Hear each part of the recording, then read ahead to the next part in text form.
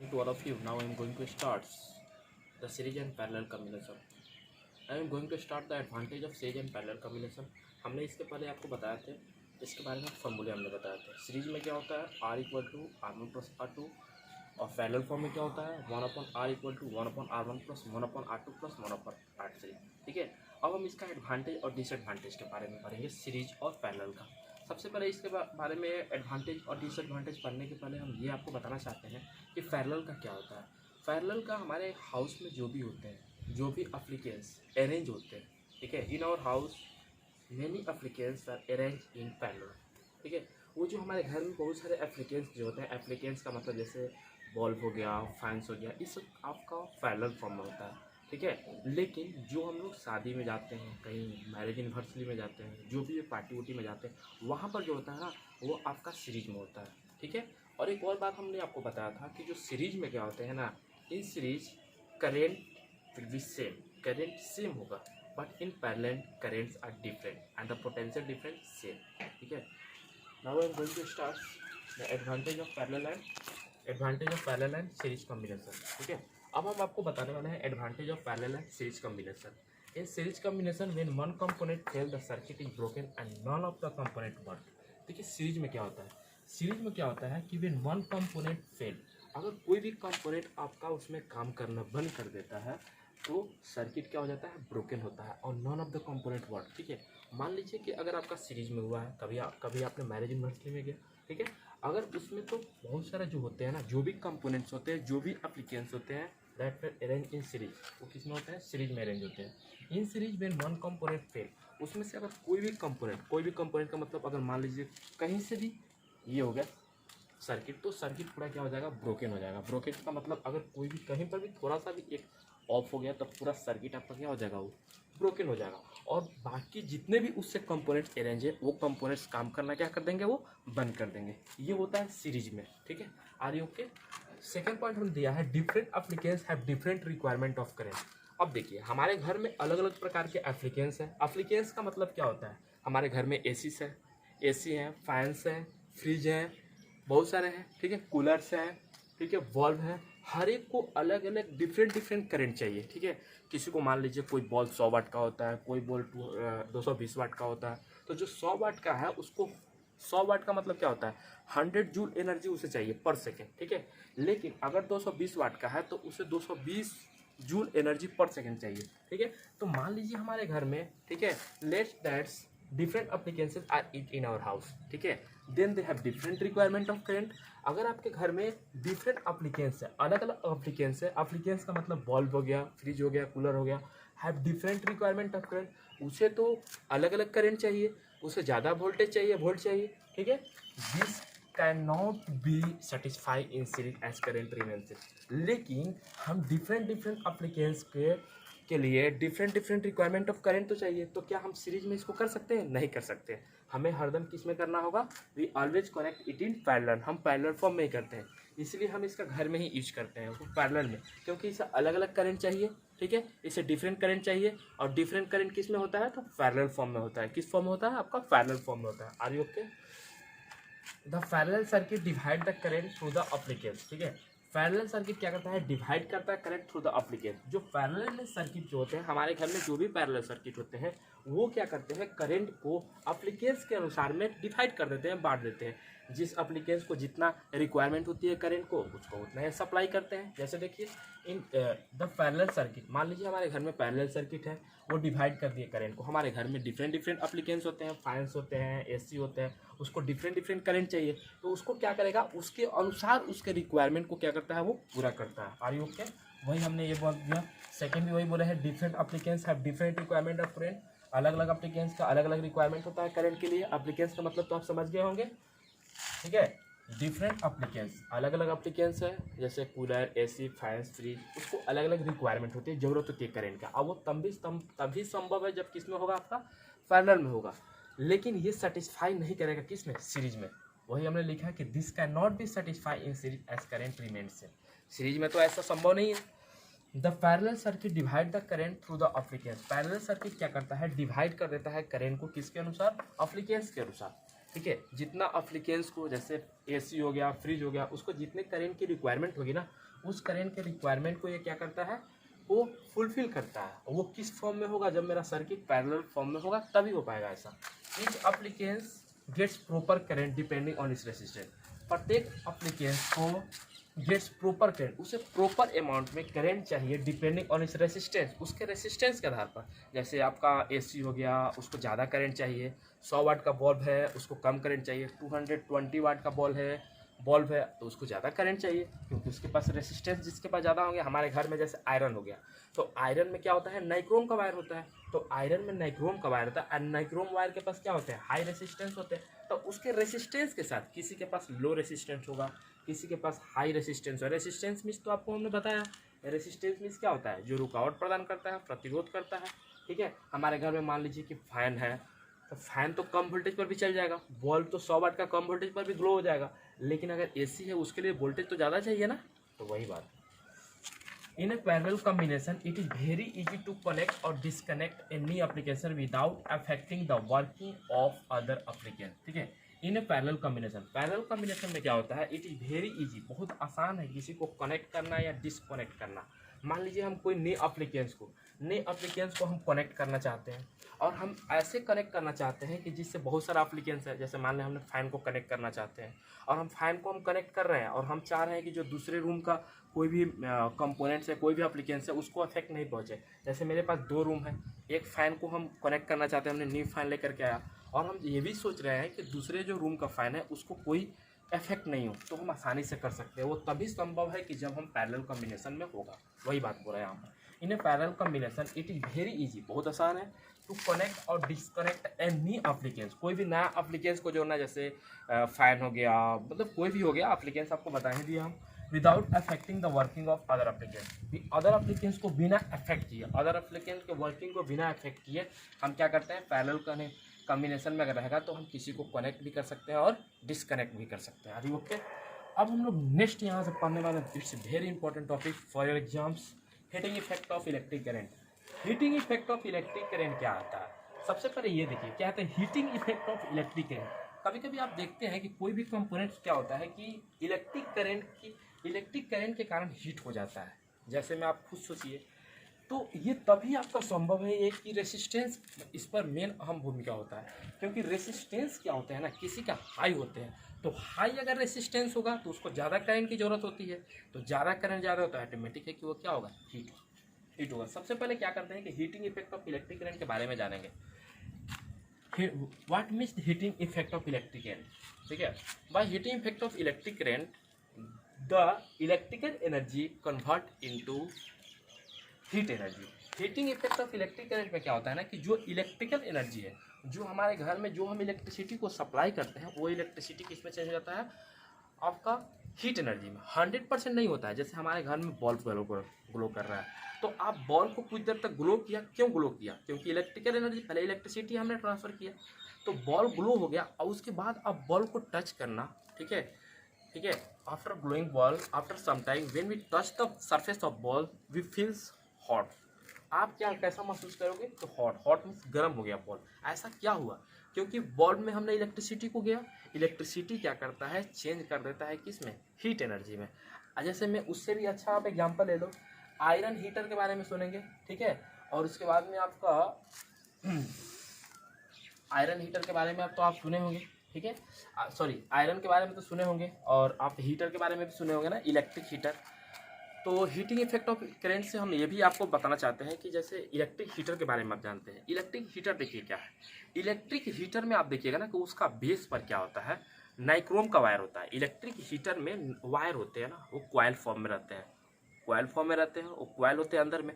तो वो कॉइल क्या होते हैं ना, वो नाइक्रोम का होता है। वो नाइक्रोम में क्या होते हैं ना कि हाई रेसिस्टेंस होते हैं। आपको हमने पहले ही बताया है कि nichrome wire high resistance, nichrome wire के पास क्या होते हैं, हाई रेसिस्टेंस होते हैं, ठीक है। हाई रेसिस्टेंस का मतलब क्या होता है ना कि उसे ज़्यादा करंट चाहिए, उसे करंट क्या चाहिए, ज़्यादा चाहिए। तो ऑटोमेटिक है कि हम अगर करंट उसको ज़्यादा सप्लाई करेंगे तो वो क्या करेगा ना कि हीट करता है, जिसके हीट के कारण हीटर में भी आपका खाना वाना क्या हो जाता है, बन जाता है, ठीक है। एक इलेक्ट्रिक क्रेटर होता है, इलेक्ट्रिक क्रेटर क्या करता है, उसमें के बेस में भी आपका कॉइल लगा होता है, वो क्या चीज़ का होता है, नाइक्रोम वायर का होता है, ठीक है, ये केवल नाइक्रोम में ही होता है, आप इसको ध्यान से देख लेना, नाइक्रोम क्रोमियम ये सब हुआ।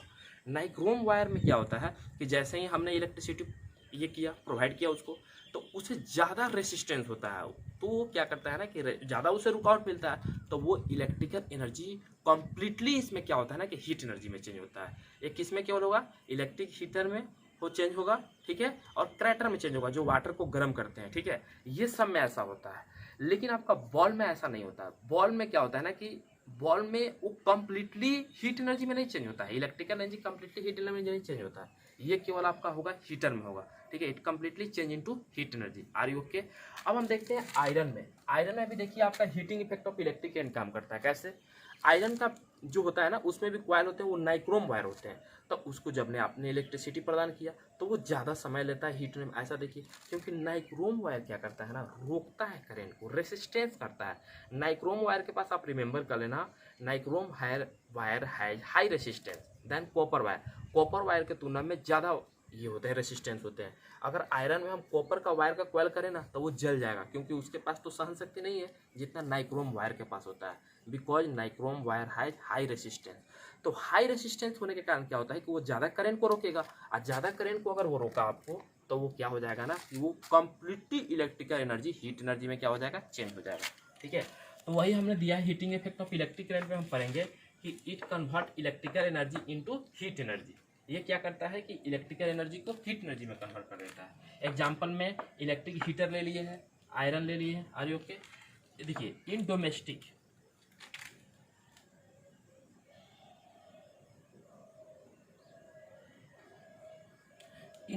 एप्लीकेंस, देखिए इन डोमेस्टिक एप्लीकेंस, डोमेस्टिक एप्लीकेंस मतलब घर में जो भी हम एप्लीकेंस का यूज करते हैं, such as heater, iron, the elements are made from nichrome wire. जो भी हम अपने घर में जैसे हीटर का यूज करते हैं, आयरन का, वो एलिमेंट जो होता है ना, उसमें जो एलिमेंट्स होते हैं, एलिमेंट में उसमें जो वायर होते हैं, कॉइल होते हैं, वो क्या चीज़ का होते हैं, elements are made from nichrome wire. जो एलिमेंट्स उसके अंदर होते हैं वो नाइक्रोम वायर के होते हैं, क्योंकि उसके पास हाई रेसिस्टेंस होता है, जिसके कारण वो कंप्लीटली पूरी जितने भी हैं वो सभी इलेक्ट्रिकल एनर्जी किस में चेंज हो जाते हैं, हीट एनर्जी में। Are you okay?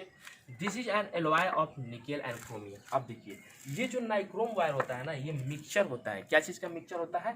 The nickel और क्रोमियम का, ठीक है।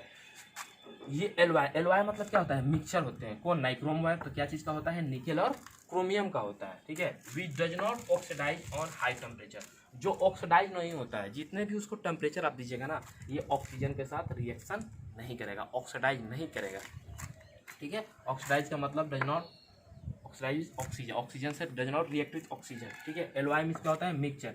This is an alloy of nickel and chromium. ये नाइक्रोम वायर निकेल और क्रोमियम का होता है, which does not oxidise on high temperature. अब देखिए, अब यहाँ से एक हम heating effect of electric current से एक फार्मूला हम बनाएंगे कि इससे एक फार्मूला आपका क्या बनता है। इसके लिए देखिए, let I current flowing through a resistor. मान लीजिए कोई रेसिस्टर हमने ले लिया, उस रेसिस्टर से क्या हो रहा है, आई करंट फ्लो हो रहा है, ठीक है। And potential difference across the resistance is भी, ठीक है। अब देखिए, मान लीजिए कि हमने कोई एक वायर ले लिया,